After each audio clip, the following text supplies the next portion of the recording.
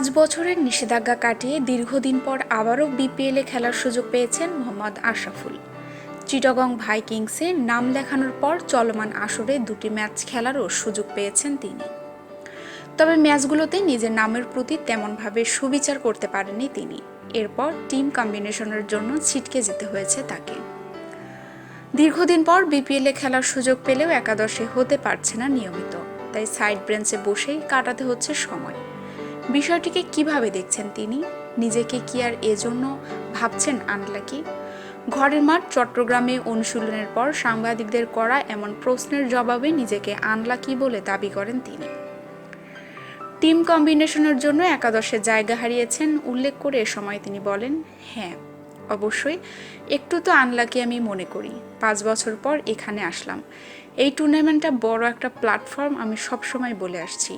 তো আমার জন্য একটু আনলাকি মনে করি, কারণ দ্বিতীয় ম্যাচের পরে তৃতীয় ম্যাচে টিম কম্বিনেশনের জন্য হয়তো আমি খেলতে পারছি না।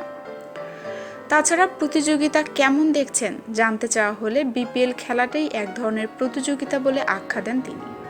এ সময় বিপিএলে খেলার সুযোগ পাওয়া ও প্রতিযোগিতা নিয়ে তিনি আরও যোগ করেন, কম্পিটিশন তো সব সময়ই ছিল, শুধু এবছর না। বিপিএল খেলাটাই আসলে কম্পিটিশন। বাংলাদেশে আমরা ফার্স্ট ক্লাস খেলি 180 জন ক্রিকেটার, সেখান থেকে 7 দলে 12 জন করে ক্রিকেটার নেয়, তারপরে খেলার সুযোগ পায় 7 জন করে, যার ফলে এখানে যারা রেগুলার তারাই সুযোগটা বেশি পায়। তো এক্ষেত্রে নিজেকে একটু আনলাকি মনে হয়। তবে এখানেই হাল ছেড়ে দিচ্ছেন না তিনি বলেও জানান গণমাধ্যম কর্মীদের।